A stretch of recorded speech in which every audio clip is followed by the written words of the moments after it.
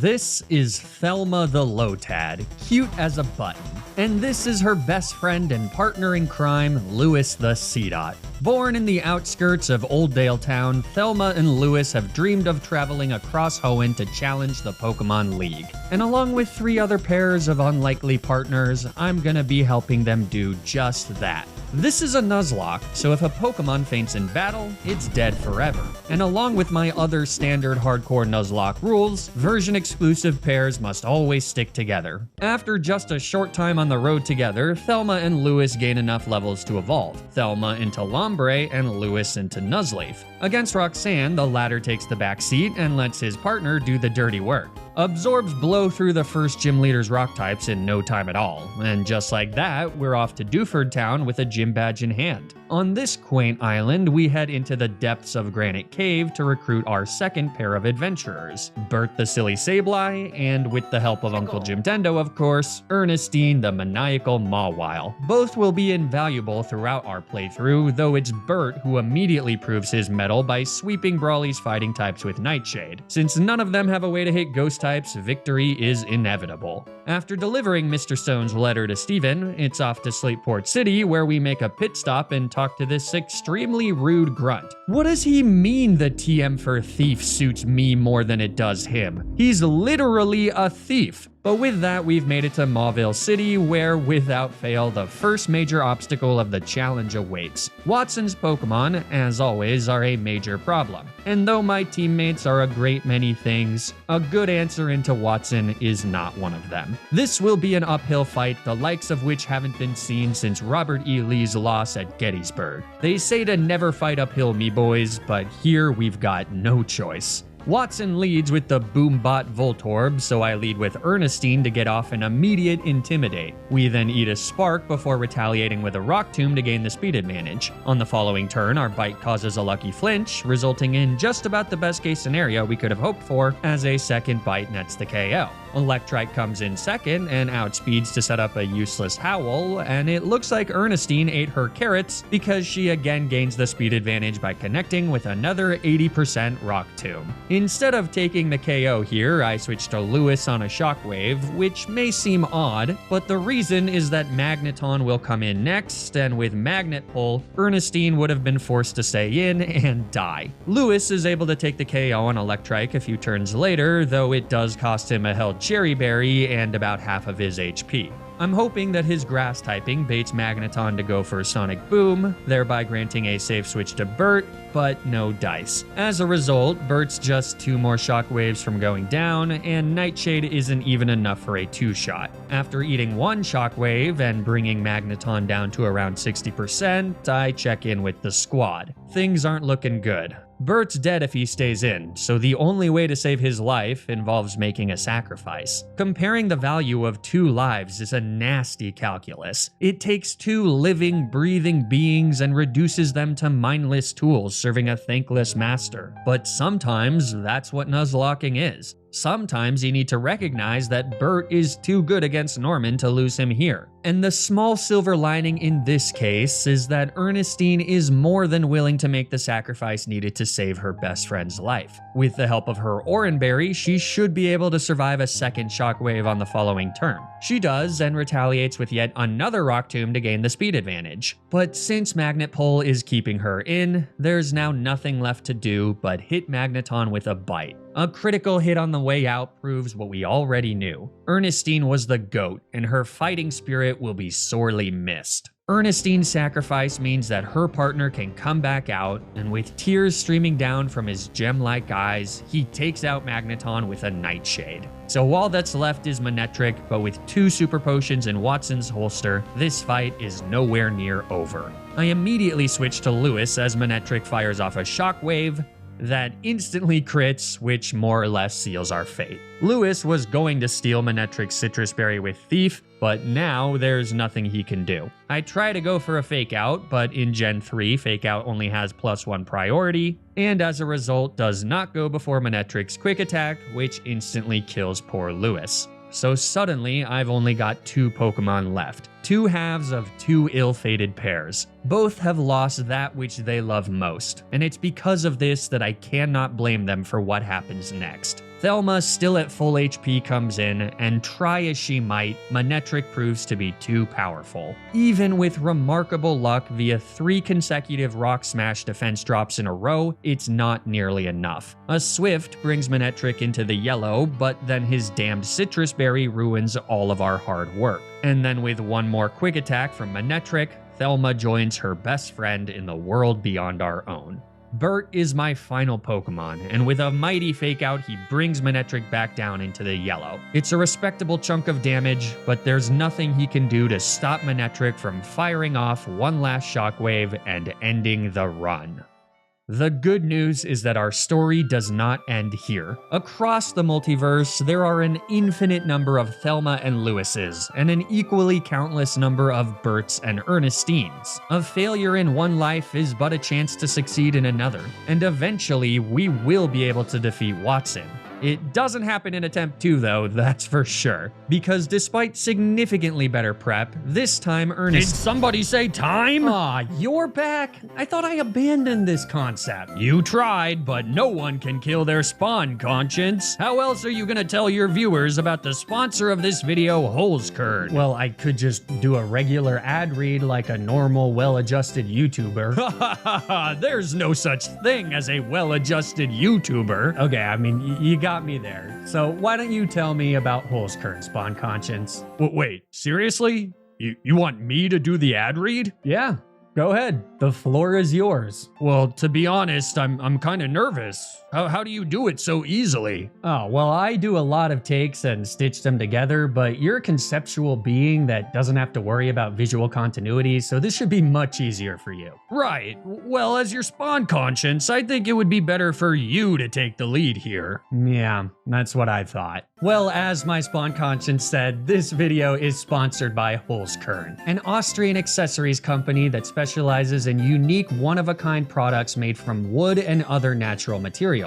Holzkern started by selling watches, like my personal favorite, the Antoninus, made from lead, wood, and marble, but they've since expanded to include jewelry, sunglasses, and even wooden handbags. Dana loves wearing her Holzkern jewelry. In fact, true story, we recently moved and she lost her composition necklace, so we actually bought a second one because she liked wearing it that much. Holzkern is the perfect gift for any occasion. For example, a lot of people have birthdays this month. Dwayne "The Rock" Johnson, George Clooney, me, Adele, Robert Pattinson, me, Cate Blanchett, Tina Fey, me. The point is that there's a lot of really awesome and talented people that have birthdays in May. So if you want to get a gift for the May baby in your life, then you should check out Holzkern's over 1,000 different products by using the link in the description down below. All items are shipped worldwide for free and typically arrive in just 2 to 5 business days. Plus, by using my code FLYGON at checkout, you can get 15% off store-wide. Thanks so much to Holzkern for sponsoring this video. Now, let's get back to the challenge. As I was saying, in Attempt 2, Ernestine immediately gets paralyzed by Voltorb Spark and then misses a Rock Tomb, which causes a daisy chain of events that results in a rather overwhelming defeat. But life's not about how hard you fall, it's about how often you can get back up. Whenever you fail, there's a lesson to be learned. And carrying the knowledge from my first 2 attempts, I'm confident that our squad in Attempt 3 can get the job done. This time, Did somebody say time? We already did this! Oh, right. Sorry. Carry on. Ernestine once again has Intimidate in Attempt 3, and by not only connecting with a Rock Tomb, but also landing a critical hit, she's able to take out Voltorb with nearly full HP. I've also made sure to bring my Pokemon up to the edge of level 25 so that they can level up mid-battle, which is fine since according to my rule set, the level cap ends at the start of the battle. As Electrike enters the battlefield, I start by nailing him with a Bite for about 50% before he goes for a Howl. Then it's off to Ernestine's partner on a second, completely useless Howl. Shockwave barely tickles Bert before a Nightshade leaves Electrike with a Sliver. This causes Watson to burn a Super Potion as Bert uses Torment, taught via TM, which prevents Electrike from using the same move twice in a row. Since Electrike can only hit Bert with a Shockwave, we should be able to avoid taking any more damage, because on the following turn, Electrike uses Howl as we connect with another Nightshade. Then I can go to Lewis on a Leer and nail Electrike with a Fake Out to bring him into the red. So finally, it's back to Bert on a quick attack, who takes the KO with another fake out. This positions us perfectly for Magneton, but also gets both Lewis and Bert to level 25, where Lewis learns Torment and Bert learns Detect, moves that significantly improve our matchup into Watson's remaining 2 Pokemon. Magneton kicks things off with a Supersonic that generously misses and lets Bert get off a free Torment. On the following turn, we can then Detect as Magneton hopefully goes for Shockwave, though unfortunately it ends up being Thunder Wave. But you get the general idea here. Torment prevents Magneton from doing consistent damage with Shockwave, so along with some special defensive bulk, a switch to Lewis to shake off a Supersonic Confusion, and just a little bit of luck playing around full Paralysis, Bert's able to take the KO a few turns later and even stay at over half health. So all that remains is Manectric, who uses Howl as Bert goes for another Torment. A Shockwave on the next turn grants a fairly safe switch to Lewis, who then chips with Fake Out. Manectric opts for a Thunder Wave on the following turn, which perfectly procs our held Cherry Berry, allowing my top list Thief to steal Manectric's Citrus Berry. A +1 quick attack does hit hard, but then a second Thief brings Manectric into the yellow as we reap the bounty of our prior Kleptomania. Shockwave comes out again for another small chip as our third Thief brings Manectric into the red and triggers Static. Not exactly ideal since Watson will heal with his second and final potion, but Lewis comes in clutch by avoiding a full Paralysis to connect with yet another Thief. Since Manectric now can't go for Shockwave on this turn, it's an easy switch to Ernestine, who can then tank a nasty Shockwave on the following turn and hit Watson's ace with a cheeky Fake Tears. A limp quick attack on the next turn lets us hit a now pretty nasty special bite before switching out into Thelma, who should have enough bulk to seal this up. Fake Out brings Manectric into the red, and then, after tanking one last Shockwave, Thelma finally gets the kill with an Absorb, not only winning us the fight against Watson, but winning it completely deathless. That was a Herculean effort, and at times perhaps needlessly complicated, but the results speak for themselves, and I couldn't be more proud of my team. It took everything we had, but we freaking did it. And the reward is making it to Falarbor Town, where our last 2 pairs of teammates await. To the west is Route 114, where I encounter Tom the Seviper and his mortal frenemy Gerald the Zangoose. Unlike our previous pairs, there's a bit of animosity between Tom and Gerald. Apparently at one point in the not-so-distant past, Tom had made a really deep cut, and now they have bad blood. Much less complicated is the relationship between our 4th and final pair. The creativity of these 2 siblings knows no bounds, so please welcome to the team Phineas the Solrock and Billy the Lunatone. With all 8 encounters obtained, it's time for a boss gauntlet, starting with the fight against Maxie atop Mount Chimney. And it's here where Gerald reveals that he simply does not f**k around. Critical hit slash against Mightyena, one-shot slash against Zubat, critical hit slash against Camerupt. But he's not done there because Flannery's Pokemon are ripe for the picking as well. Gerald may have an attack IV of 0, but his adamant nature and what can only be described as an unquenchable thirst for violence more than make up for his genetic defect. Even the sweet siren call of Flannery's objectively sexy Camerupt can only stop Gerald for a single turn before he continues his carnal fury. A weaker man may have fallen to that wretched succubus, but not Gerald. Torkoal is Flannery's final fiery fiend, so this is all up to our newest duo. Billy comes in on an overheat and takes way more damage than I was expecting, so we're now definitely not playing around critical hits, but whatever. After doing chip damage with Rock Throw and Confusion as Torkoal uses Body Slam, she sets up Sunny Day, which will now cause overheat to kill Billy even without a crit. So not wanting that, obviously, I switched to Phineas on a pretty nasty sun-boosted hit. But now that Torkoal's White Herb has been used up, this overheat drops her special attack, meaning that Phineas should be safe, again barring no critical hits. Rock Throw does decent damage, though on the next turn Flannery uses her first Hyper Potion. So now we gotta switch to Bert, who takes a massive chunk of damage, even with Torkoal at -2. But with a Fake Out and a Nightshade, our foe is back into the yellow as she sets up a Sunny Day. Feint Attack brings her into the red as she now opts for Attract, which means I decide to switch back to Billy as Flannery uses her final Hyper Potion. Again, we chip away with Rock Throw and Confusion, risking numerous crits in the process, but with RNGesus smiling favorably upon Billy, they're able to clutch up the fight a few turns later, once again completely deathless. My father is our next opponent, but our squad is about as anti-Norman as you can get. 2 rock types, a ghost type, and an intimidating steel type. This fight is 5 minutes of clowning on this guy's Pokemon. Against Spinda, Gerald does what Gerald does best: graphic murder. Against Slay King, we just bounce between Bert and Ernestine, dealing damage on turns that it's safe to do so. Like Norman, Slay King is a fraud and a loser. Ernestine walls Vigoroth, and Bert is immune to all of Linoon's attacks, so with that we're halfway to orphan status and off to Fortree City. Winona, much like Norman, is towards the peasy side of the easy spectrum, especially because Billy can learn Ice Beam, which she uses to take out Swablu and Tropius. Pelipper, other than wasting a few precious moments of my short time on Earth with several protects, does nothing before Gerald takes her out with a few slashes. Skarmory is taken out by the combo of Fake Tears from Ernestine and Crunch from Tom. Good job, Tom. Way to show up, Tom. We love you, Tom. Altaria can't do squat to Billy, not even the diddly kind, so they come in and take the final kill with a few Ice Beams.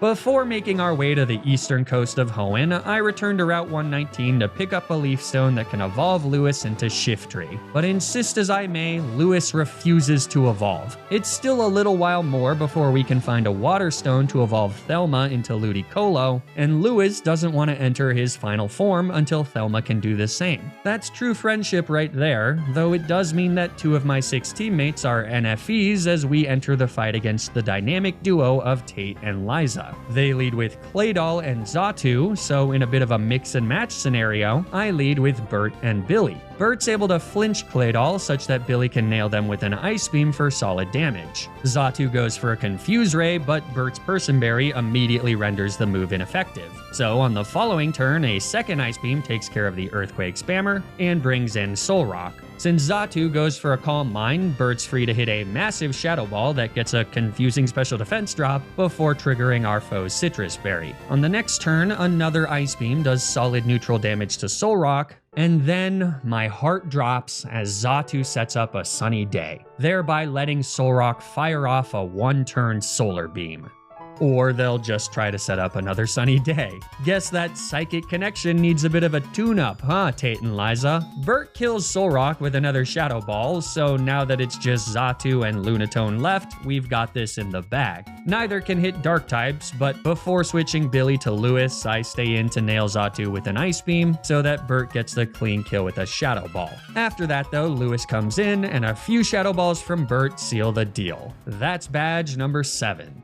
Which means that at long last, Steven gives me the HM for dive and I can snag a Water Stone from the abandoned ship. So, like 2 star-crossed lovers at the end of a dystopian YA novel, Thelma and Lewis simultaneously down their respective stones and evolve into their final, beautiful forms. And though these 2 powerful grass types are a great addition to the team, it matters not against the final gym leader, Juan. For once again, this is Gerald's show. Against Juan's lead Love Disc, we set up a Swords Dance. Oh wait, I forgot about the whole climactic battle between Groudon and Kyogre. I mean, granted, nothing really happens. Rayquaza saves the day. I'm just the po-faced narc that gets them off their lazy bum. But it does feel weird to not at least mention it in the video, you know? Like, it's the climax of the story. But yeah, Archie is a chump, the world is saved, blah, blah, blah, blah, blah. Back to the riveting fight against this 330 base stat total queen. After our Swords Dance, Love Disc makes the foolish decision to attempt and attract. But how many times must the women of Hoenn make the same folly? Gerald is not a man of love. Gerald is not one to take a mate. Though others may seek a romantic partner with whom to engage in the delicate art of love, Gerald prefers the art of war. Gerald prefers violence over peace, chaos over tranquility, fury over silence, and as such, he slices through Love Disc like a perfectly cooked fish fillet. Whiscash is second, but Gerald's might is just too much. He slices through Whiscash like a perfectly cooked fish fillet. Celio too, sliced through like a perfectly cooked fish fillet. And Crawdaunt, sliced through like a perfectly cooked fish fillet. So all that's left is Kingdra, but it's simply no use. He too is sliced through like a perfectly cooked fish fillet. And with that, the 8th and final gym badge is ours. As we arrive at the Pokemon League, it's easy to forget how much we struggled against Watson not so long ago. We were really lucky to survive that fight at all, and it's only with that luck that we arrived to the final fights of the challenge completely deathless. Regrettably, my final team can only fit 3 of our 4 duos, and it's with mixed emotions that I leave the rascals Bert and Ernest on the bench. The remaining 3 duos are all leveled up to the level cap of 55 to match Drake's Salamence. But do they have what it takes to become champions of the Hoenn League? Let's find out. Sydney is first, and per the usual, he's an afterthought. A White Herb on Gerald to restore the attack drop from Mightyena is all that's needed to slice through Sydney's team like a... I'm struggling to come up with the right simile here. Let me know down in the comments if you can come up with something. Anyways, 5 one-shots later, and we're off to Phoebe, who unfortunately cannot be swept by Gerald. But since her stupid Dusclops always goes for a Protect on turn 1, I take the opportunity to set up a Growth with Lewis, who then proceeds to sweep with Feint Attack. And was a smidge concerned we wouldn't be able to take the KO on the second bulkier Dusclops, but that smidge was ill-conceived. Bad smidge. The 2 Bayonets are also one-shot, and Sableye sucks, so yeah, that's Phoebe defeated. But now it's Glacia, who does have the potential to be pretty scary. My plan heavily relies on Phineas connecting with Hardstone-boosted Rock Slides, which of course only have 90% accuracy. Missing Celio is pretty low risk, though we do indeed connect for the Oko. Missing the 2 Glalie though, that's a bit more risky since they know Crunch and Shadow Ball respectively, but since we connect on both, we're in the clear. I'm pretty confident that Rock Slide won't kill Walrein from full HP, so instead I set up a Sunny Day, hoping to nerf the damage of Surf, though clearly a crit there would have been the end of poor Phineas. Nevertheless, that was worth it to ensure that Thelma can't get frozen by Walrein's Ice Beams as she comes in and starts spamming Giga Drain. Even with our foes held Citrus Berry, Thelma does enough to get the 2-shot and take out the bulky Sea Cow. All that's left is Celio, who falls to a few more Giga Drains, winning us the 3rd battle of the Elite Four. That leaves Drake. Since Drake's lead Shelgon always goes for Protect, I decide to be cute and set up a Cosmic Power. But Shelgon doesn't go for Protect. He instead goes for Rock Tomb to lower my speed. Rather frustratingly, he then goes for Protect twice in a row, but whatever. Even with the speed drop, we're still faster, so we get the KO without taking any more damage, though now that Salamence takes the field, we do need to dodge a crit. A super effective Crunch comes out, and Billy survives to take the KO with an Ice Beam. Good job, Billy. Kingdra is 3rd, so I bring in Thelma on a Surf. Fake Out does a little bit of chip before Body Slam hits decently hard, though fortunately Giga Drain restores a solid amount of HP. Kingdra then connects with another Body Slam, which this time crits, meaning that even after restoring some more HP with Giga Drain, I'd be risking a crit if I stay in. So instead, I switch to Gerald, as Drake also switches. That is extremely bizarre, but it works out because Gerald is free to hit Altaria with a massive return. It's not enough for the KO, but as Drake uses a full restore, a second return brings the bird back into the yellow, and then a priority quick attack takes the KO. Kingdra comes back in, but he too falls to our furry killer, so all that's left is Flygon, who whiffs an Earthquake as I switch to Billy. And with our speed restored, we're free to take the final kill with an Ice Beam, defeating Drake and the entire Elite Four. Wallace is our final opponent, and all that's stopping Thelma and Lewis's dreams from coming true. We've grown so much since Route 102, and now we're mere steps away from winning the challenge. Against Wallace's lead Wailord, I lead with the one that started it all, Thelma the Ludicolo. After the obligatory fake-out chip, Giga Drain does almost enough for the one-shot, though even after double-edge recoil, the big fish is still kicking, or whatever the fish equivalent of kicking is. Wallace heals with a full restore, though that ends up working out, since Giga Drains can now get Thelma back to full HP by the time Wailord falls. Tentacruel is second, so I switch to Tom on a failed Toxic. Then all we gotta do is tank an itty-bitty baby Hydro Pump and take the kill with an Earthquake. Good job, Tom. Way to show up, Tom. We love you, Tom. Gyarados is third, so I switch to Phineas on the Earthquake. Our Rock Slide hits the Angry Noodle hard, though not hard enough for the one-shot, which lets Wallace go for a Dragon Dance. A second full restore is potentially scary if we miss, but since we don't, Gyarados just falls back down into the red. Surf then hits surprisingly hard. Like, I know it's super effective, but it's also just a Gyarados, so I wasn't expecting Phineas to almost die here. Fortunately, he doesn't, so a Rock Slide gets the KO, and Wallace brings in his double-teaming Ludicolo third. Which means that we've got no choice but to swiftly put an end to the dancing duck. With an explosion, Phineas turns their body into an organic grenade. Shrapnel rips through Ludicolo's flesh, instantly killing him and bringing Wallace down to his final two Pokemon. Thank you for your sacrifice, Phineas. It is upon your grave that we will build our empire. Thelma takes the place of her teammate as Wallace sends out Milotic. With only 2 Giga Drain PP left, we're gonna need to play this carefully. After the fake out, Milotic hits us with an Ice Beam that thankfully doesn't freeze, allowing Thelma to retaliate with a Toxic. Milotic seems to take that personally because he goes for a Toxic of his own, but it's too little too late. A Giga Drain followed by Toxic damage looks like it'll be enough for our final Giga Drain PP and another tick of Toxic damage to take the kill on the following turn. So, Ice Beam comes out for a bit of damage, Giga Drain leaves Milotic with a Sliver, and then her Citrus Berry activates. I forgot about the stupid Citrus Berry, and unfortunately, it gives Milotic just enough HP to survive the Toxic.